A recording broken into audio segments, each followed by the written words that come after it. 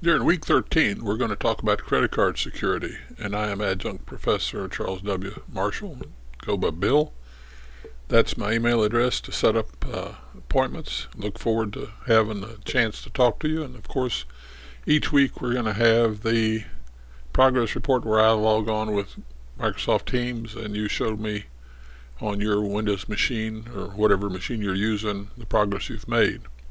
If you need to call during office hours, that's the telephone number.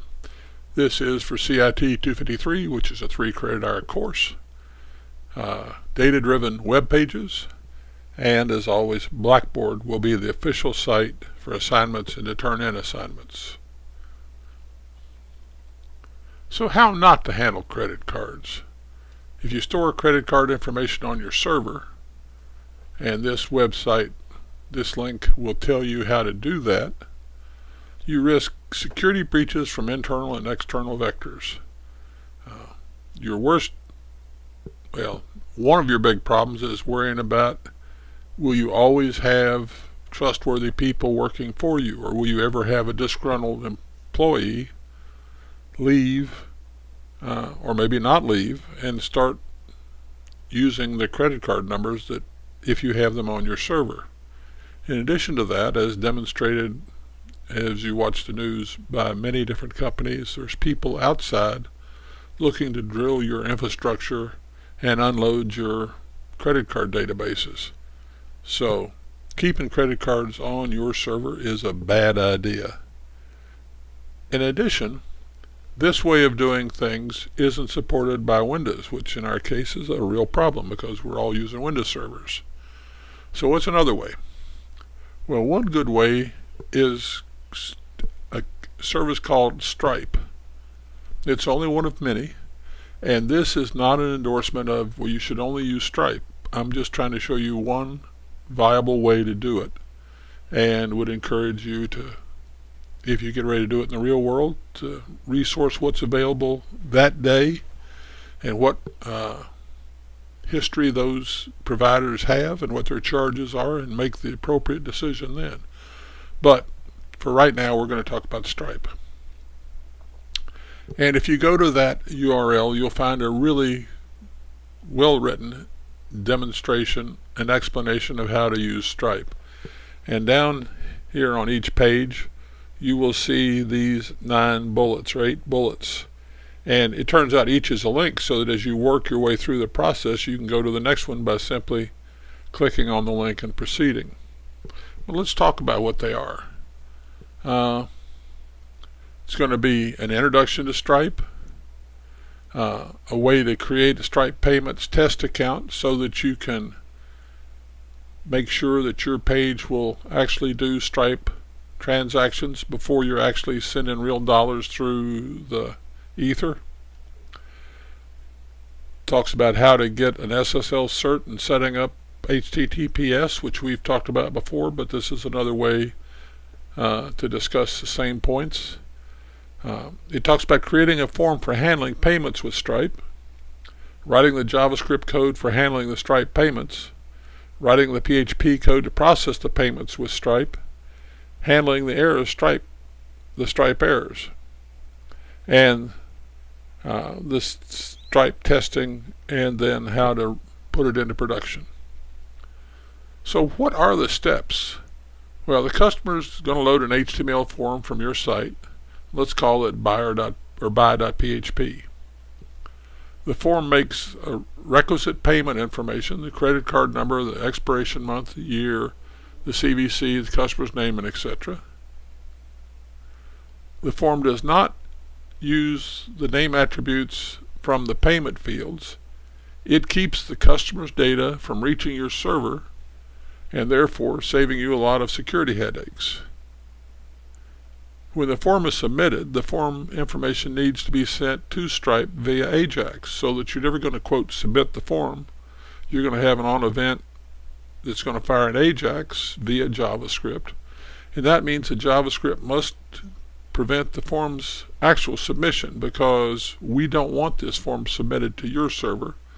We want it on event to go to Stripe.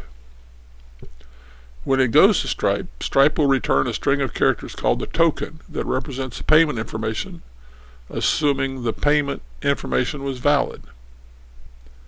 The JavaScript then handles the AJAX request needs to store that token in the form of a hidden element. It then makes the token available to a server-side code with PHP when the form is actually submitted. So you're now back on your server and you have this token, but you don't know their credit card number. The JavaScript that handles the AJAX request also needs to let the form submission go through, assuming there were no errors. If any errors occurred, the JavaScript should report those and not submit the form. And when the form is processed to the server-side script will use the token to actually request that the payment be processed.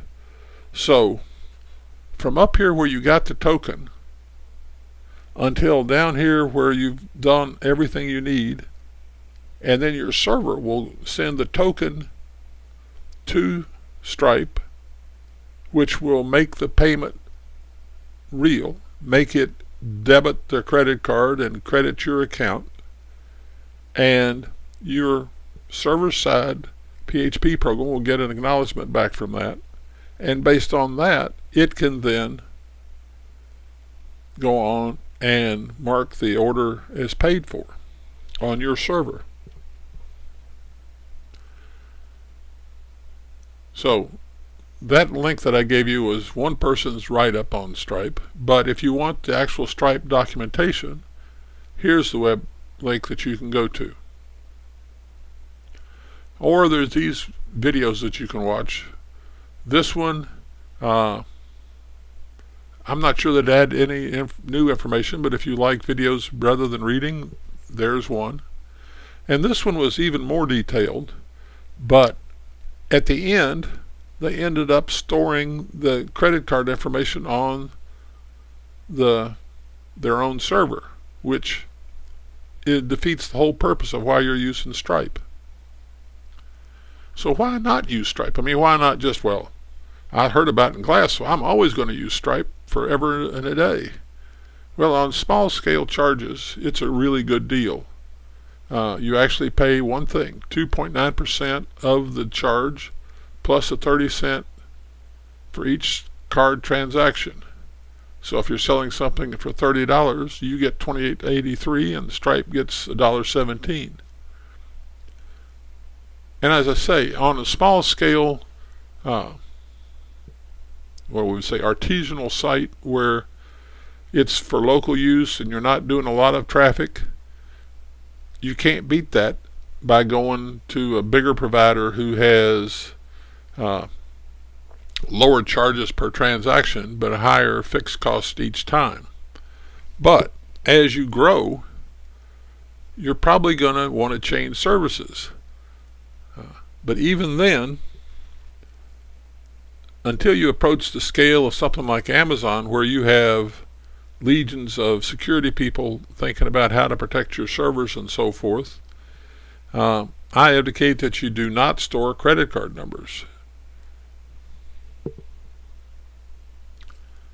That was a short lecture, but as I said last week, you're now at the point where you ought to be spending most of your time for this class working on your class projects. So the homework this time is going to be to show your source code on how you present a list of the material you have available for sale. How do you allow the user to change a quantity when they, so they pick one item. How are you going to let them change the quantity? How does the user add an item and a quantity to a tentative order? And how do you allow a user to remove a line from a tentative order? Now, I think most of you are probably doing class projects on some sort of e-commerce site, but if you're not, if you don't need a shopping cart to achieve your class project, then these 4 topics are going to be your homework. I want to see the source code to present a list of the actions your site supports for the user. I want to see the source code that allows a user to choose one of those actions, the source code that shows the steps the user makes as they execute that particular action, and show how the user can undo a particular action. And that's a short lecture for week 13 of CIT253. It's a 3-credit hour course for data-driven web pages. As always, use this email if you have questions or comments or suggestions on how I can improve the presentation, improve the course. And remember, anything is complex until it's clear, and at the point where you understand it, it becomes simple. And I can explain all these topics in a million different ways. So if I haven't managed to communicate clarity with you, please email me. Let's set up a time to talk, and let me to try a different way, because my whole purpose is to communicate these topics and help you understand this information. Thank you.